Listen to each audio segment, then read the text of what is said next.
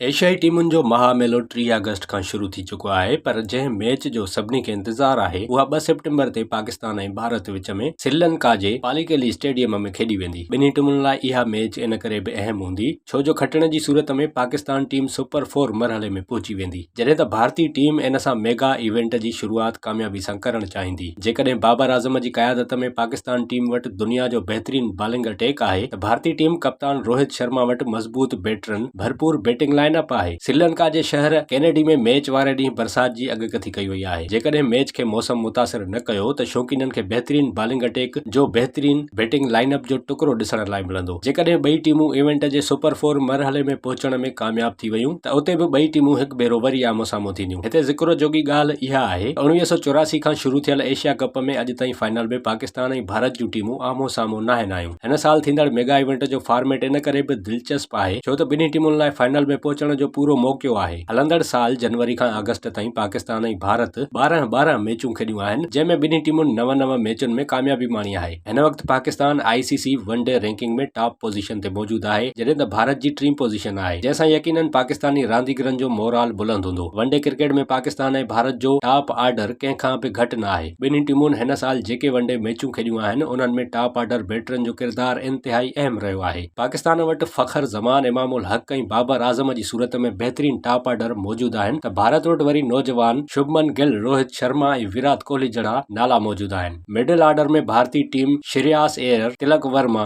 सूर्य कुमार यादव ते भाड़े रही आहे त हिते वरी पाकिस्तान मोहम्मद रिज़वान, सलमान अली आगा ऐं इफ्तिखार जहिड़नि बैटरनि जी सलाहियतुनि जो फ़ाइदो हासिल करे रहियो आहे। ऑल राउंडरनि में पाकिस्तान वटि शादाब खान ऐं मोहम्मद नवाज़ आहिनि, जॾहिं त फ़हीम अशरफ जी सूरत में हिकु वधीक ऑप्शन मौजूदु आहे। जॾहिं त भारतीय टीम में रविंदर जाडेजा जी वापसी थी आहे, जॾहिं त हार्दिक पांड्या सां साथ निभाइण लाइ तयारु आहे। बॉलिंग जी जेकॾहिं ॻाल्हि कजे त पाकिस्तान भारत मथां हावी नज़र अचे थो, छाकाणि त पाकिस्तान वटि शाहीन शाह, नसीम शाह ऐं हारिस रऊफ़ जी सूरत में 140+ फ़ी कलाक जी रफ़्तार सां बॉलिंग कंदड़ बॉलर मौजूदु आहिनि, जेके पंहिंजे पेस सां कंहिं बि बैटिंग लाइन जा होश ख़ता करण जी सलाहियत रखनि था। मेगा इवेंट खां अॻु भारतीय टीम में बुमराह जी वापसी सां बॉलिंग जे शोबे खे कुझु आथत मिली आहे। बुमराह हिन साल रुगो हिकु सीरीज़ में पंहिंजे मुल्क जी नुमाइंदगी कई आहे, जॾहिं त मोहम्मद शामी ऐं मोहम्मद सिराज मार्च में ऑस्ट्रेलिया ख़िलाफ़ सीरीज़ खां पोइ काई वनडे मैच नाहे खेॾी। सिलेक्टरनि टिनी बॉलरनि खे श्रीलंकन विकेटुनि ते तजुर्बे खे नज़र में रखंदे सिलेक्ट कयो आहे। जेतोणीकि एशियन कंडीशंस में स्पिनर्स जो किरदारु अहम हूंदो आहे, पर गुज़िरियल कुझु अरसे खां पाकिस्तानी पेसर्स कंडीशंस खां मथां थी पंहिंजी बहितरीन हुजण जो सबूत ॾेई रहिया आहिनि। इन करे जेकॾहिं पाकिस्तानी पेस अटैक खे एशिया कप जी ट्रॉफी ताईं पहुचणो आहे त इन जो सभ खां वॾो इम्तिहान भारतीय बैटिंग लाइन हूंदी, जेका बिना कंहिं शक जे इवेंट जी बहितरीन बैटिंग यूनिट आहे ऐं 6 भेरा चैंपियन हुजण सां गॾोगॾु वनडे फॉर्मेट में बि एशिया जी चैंपियन टीम ई आहे।